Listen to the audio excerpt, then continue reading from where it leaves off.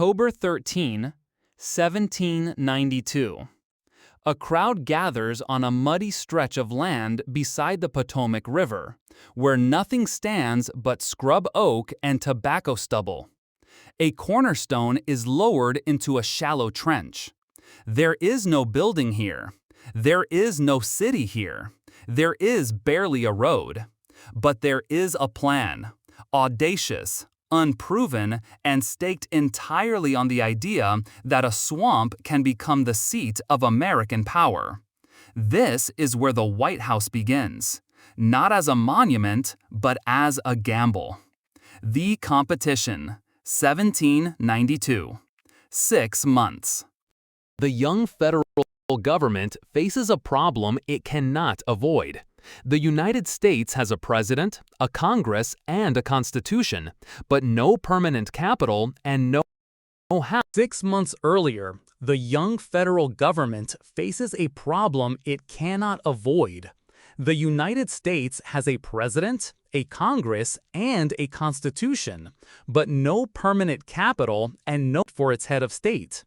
President George Washington, 60 years old, a former general turned reluctant statesman, has already chosen the general location, 100 square miles carved from Maryland and Virginia, soon to be called the District of Columbia.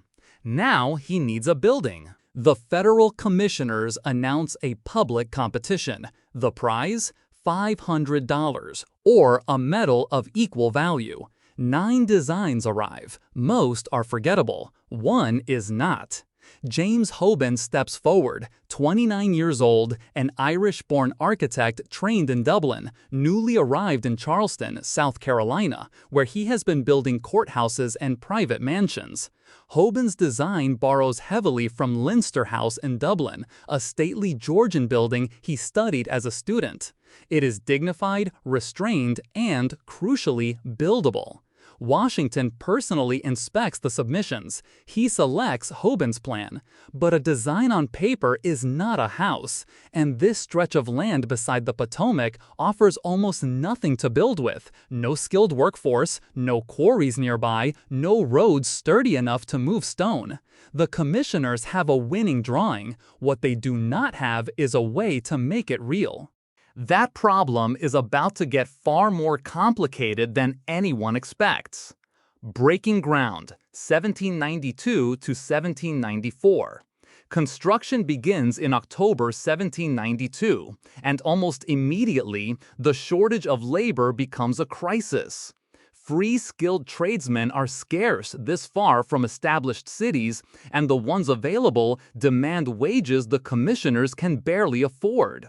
So the commissioners turn, as Virginia and Maryland planters have for generations, to enslaved labor. Will shape the building for the next 2 centuries. The choice of Acacia sandstone, a soft, porous stone that looks elegant when carved but weathers badly in the humid Potomac climate.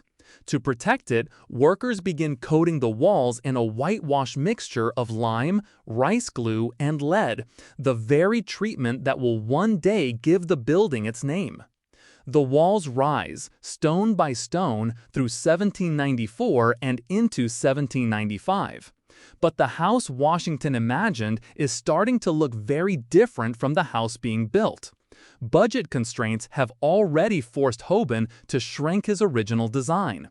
And soon, an even bigger complication arrives, one Washington never anticipated and will not live to see resolved.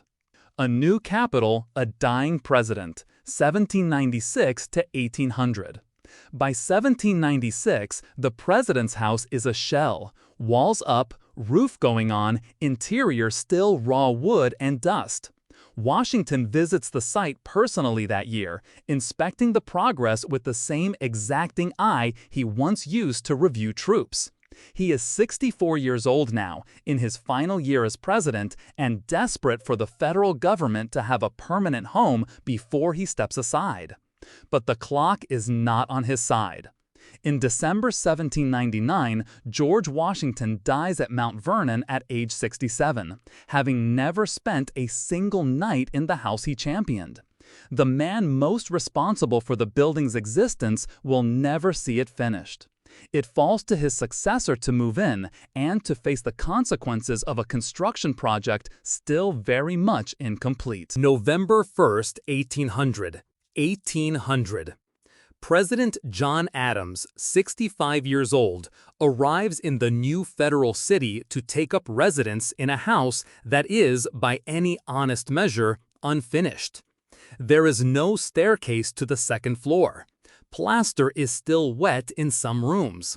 The famous East Room, meant to be a grand reception hall, is bare, unplastered, and reportedly used by Adams's wife Abigail to hang the laundry to dry. Abigail Adams writes home describing the house as habitable only in the loosest sense: cold, half-finished, and surrounded by mud instead of gardens. She notes there is not a single tree planted, not a fence built, not a proper road connecting the building.